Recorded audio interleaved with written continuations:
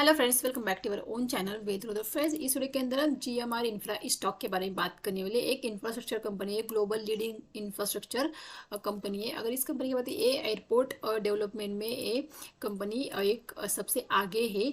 तो देखिए, इस स्टॉक को हमने इससे पहले भी रिकमेंड किया था, मतलब इससे पहले हमने इसका एनालिसिस किया था कि हमें वहाँ पे किस तरह से बाय करना चाहिए, कहाँ तक के टारगेट थे। पूरी चीज़ें हम इस वीडियो के अंदर डिटेल में हमने एनालिसिस की थी। तो देखिए, जिस तरह से हमने स्टॉक को पकड़ा था वहीं से एक बहुत ही अच्छा मोमेंटम स्टॉक में अभी आता हुआ दिख रहा है। तो आइए एक बार फिर से हम फंडामेंटल के ऊपर एक बार नज़र डाल लेते हैं कि किस तरह से हमें देखने को मिलते हैं। अगर आप पहली बार वीडियो देख रहे हैं तो आपको फंडामेंटल यहाँ पे समझ में आएंगे कि किस तरह से यहाँ पे देखने को मिल रहे हैं। स्टॉक की बात करें तो स्टॉक प्रेजेंटली 64 के आसपास ट्रेड कर रहे हैं। आज हमें यहाँ पे स्टॉक के अंदर ऑलमोस्ट 9% के आसपास की तेजी स्टॉक के अंदर देखने को मिल रही है। अगर हम 1 मंथ की बात करें तो 1 मंथ के अंदर स्टॉक ने 31% के रिटर्न दिखाए हैं। अगर 5 ईयर की बात करें तो 5 ईयर के अंदर स्टॉक ने 200+ के रिटर्न स्टॉक ने दिखाए हैं। जैसे कि हमें पता है कि मिड कैप की अगर बात करें, मिड कैप इंडेक्स यहाँ पे अपने हाई के आसपास ट्रेड कर रहा है। तो डेफिनेटली मिड कैप के सारे स्टॉक में पंपर तेजी हमें देखने को मिल रही है। जैसे कि मैंने कहा, एक इंफ्रास्ट्रक्चर रिलेटेड स्टॉक है, कंपनी है। तो जैसे कि यहाँ पे जैसे कंस्ट्रक्शन ऑफ इंजीनियरिंग, तो एक कंपनी इस सेक्टर से बिलोंग करती है, एक मिड कैप स्टॉक है। इसकी मार्केट कैप की बात करें तो 35,793 करोड़ की इसकी मार्केट कैप हमें यहाँ पे देखने को मिल रही है। कंपनी की फाइनेंशियल की अगर बात करें तो यहाँ पे अगर देखते हैं, रेवेन्यू के अंदर हमें यहाँ पे बढ़ता हुआ दिख रहा है प्रीवियस ईयर से इस ईयर के अंदर। ईबीटेक के अंदर अगर देखते हैं, वहीं पे भी हमें प्रीवियस ईयर से इस ईयर में बढ़ता हुआ दिख रहा है। यहाँ पे भी इंक्रीज होता हुआ दिख रहा है लगातार। ऐसे कि नेट इनकम की बात करते हो, यहाँ पे भी नेट इनकम यहाँ पे देखेंगे तो लॉस में दिख रहा है। तो देखिए, ये दिक्कत वाली बात है कि भाई कंपनी रेवेन्यू जनरेट करी, ईबीटा में यहाँ पे ग्रोथ हो रही है, लेकिन यहाँ पे कंपनी प्रॉफिट में नहीं अभी तक आई है। हाँ, लॉस ज़रूर कम हुआ है। देखिए, यहाँ पे पहले यहाँ पे 3,000 के आसपास का था, यहाँ पे 1,000, यहाँ पे 100, मतलब कंपनी बहुत इसे लॉस से निकल रही है। ये बहुत एक अच्छी बात है। लॉस दिख रहा है लेकिन लॉस बढ़ रहा नहीं रहा, कम हो रहा है। तो यहाँ पे बहुत अच्छी बात दिख रही है। तो चलो आइए, हमने स्टॉक को देखिए, टेक्निकली हमने स्टॉक को देखा था।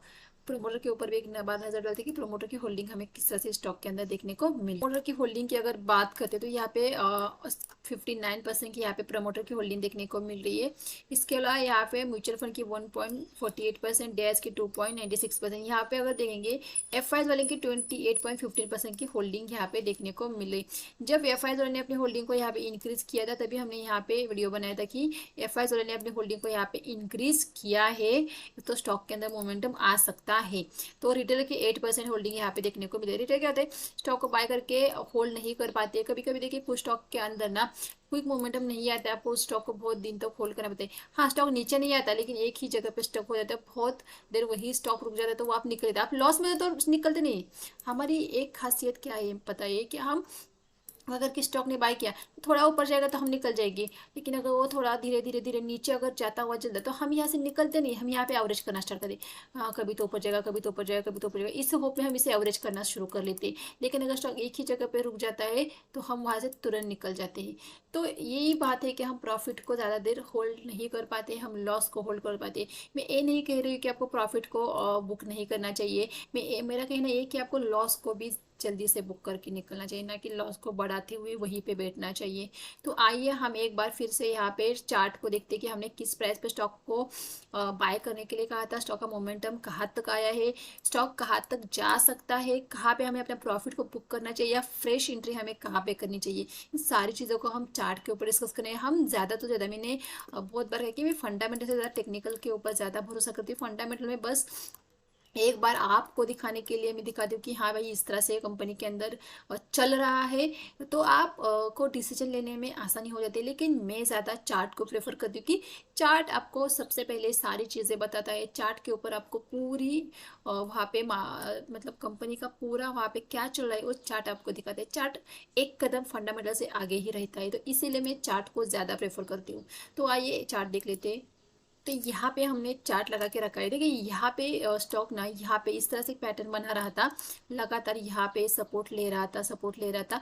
तो यहाँ पे जिससे देख सकते यहाँ से नीचे से स्टॉक धीरे धीरे धीरे धीरे धीरे धीरे ऊपर की तरफ आता हुआ दिख रहा था। तो मैंने यहाँ पे 40 रुपीज़ के आसपास हमने कुछ स्टॉक को रिकमेंड किया था कि 40 रुपीज़ के आसपास स्टॉक को हम बाय कर सकते हैं। तो यहाँ पे हमने बाय किया था कुछ क्वान्टिटी, हमने बहुत ज़्यादा क्वान्टिटी नहीं ली थी, हमने बहुत कुछ क्वान्टिटी को यहाँ पे बाय किया था।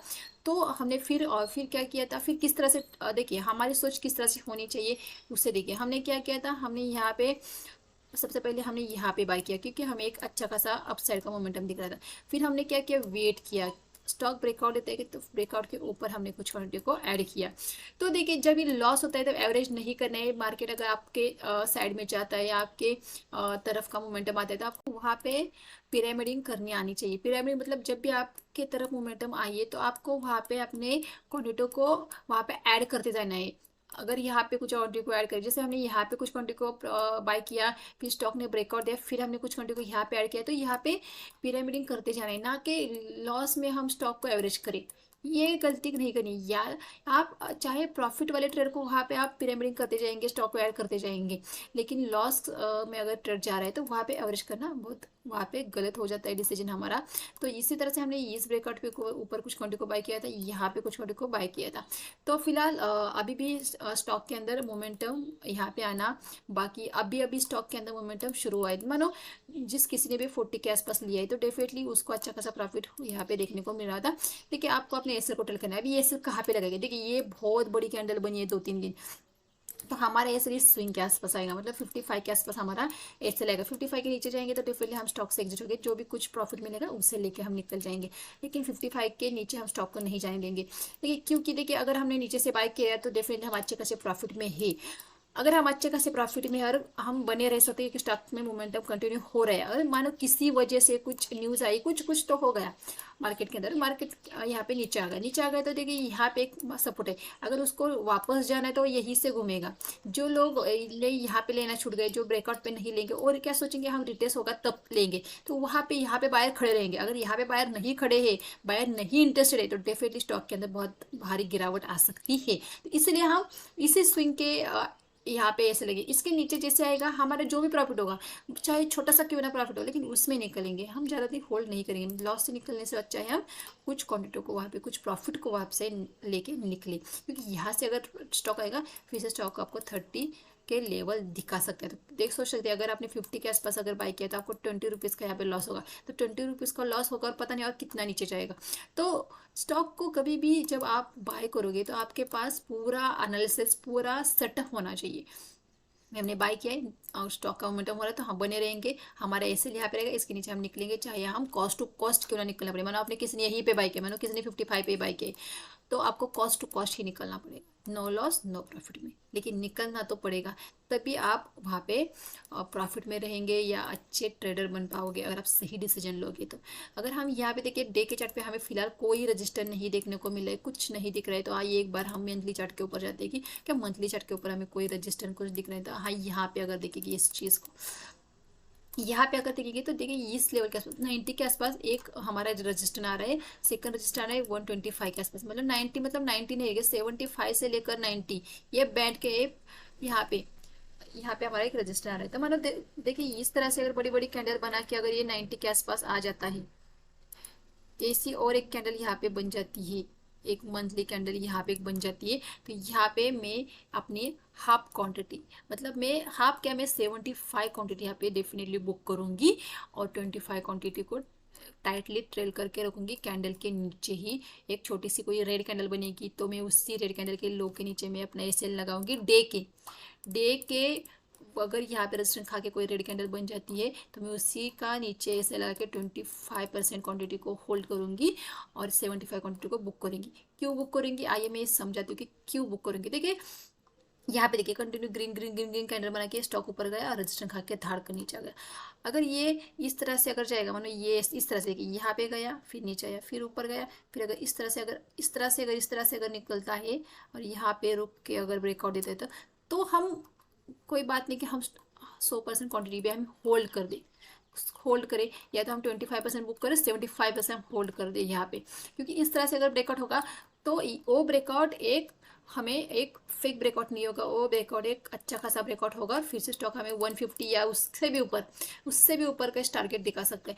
लेकिन अगर फिर से यहाँ पे इतनी बड़ी एक ग्रीन कैंडल में अगर ये यहाँ तक पहुँच जाता है तो डेफिनेटली हमें एक बार अपने प्रॉफिट को बुक करना डेफिनेटली बनता है, क्योंकि फिर वो तेज़ी से नीचे आ सकता है जिस तरह से यहाँ से आया।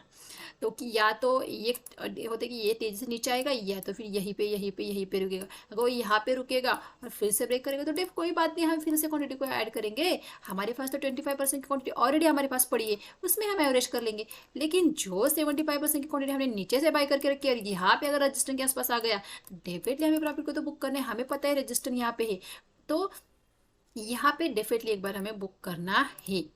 तो देखिए मार्केट के अंदर आपको स्ट्रक्चर समझना पड़ेगा कि कब कहाँ पे ब्रेकआउट हो सकता है, और वो ब्रेकआउट फेक ब्रेकआउट और वो वहाँ पे रियल ब्रेकआउट, इनमें से आपको डिफरेंस समझ में आना चाहिए। तो इसके ऊपर भी मैंने एक वीडियो बना के रखा है कि ब्रेकआउट को किस तरह से आइडेंटिफाई किया जाता है कि ये ब्रेकआउट फेक है या रियल है। तो आप उस वीडियो को भी ज़रूर देखिए। देखिए एनालिसिस अच्छा लगा हो तो वीडियो को लाइक और चैनल को ज़रूर सब्सक्राइब कीजिए, वीडियो को शेयर कीजिए। Thank you.